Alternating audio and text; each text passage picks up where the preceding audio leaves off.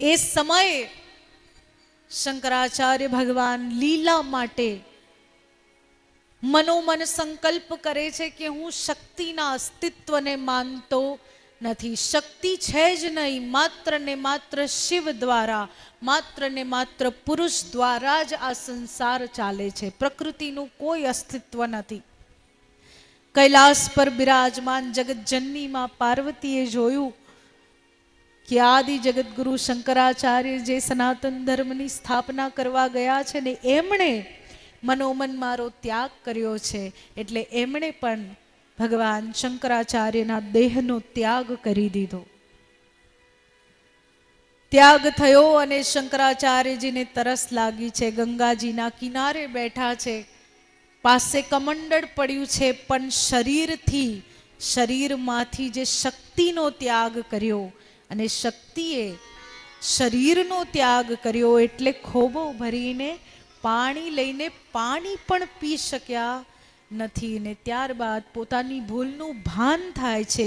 આ એ સમય છે જે સમયે એવું માનવામાં આવતું કે સ્ત્રીઓનું કોઈ અસ્તિત્વ નથી, કે સ્ત્રી કંઈ ના કરી શકે, કે સ્ત્રીનું સમાજમાં માત્ર ને માત્ર વંશ વૃદ્ધિ સિવાય કોઈ કાર્ય નથી, એવું માનવામાં આવતું. એ સમયે આ લીલા શંકરાચાર્યજીએ કરી કે એ શક્તિનો અંશ દરેકે દરેક સ્ત્રી જો આ સમાજમાં નહીં હશે તો સંસાર અસંતુલિત થઈ જશે, સંસારમાં સંતુલન રહેશે નહીં. અરે એ તો શક્તિ છે જેના કારણે મકાન ઘર બને છે.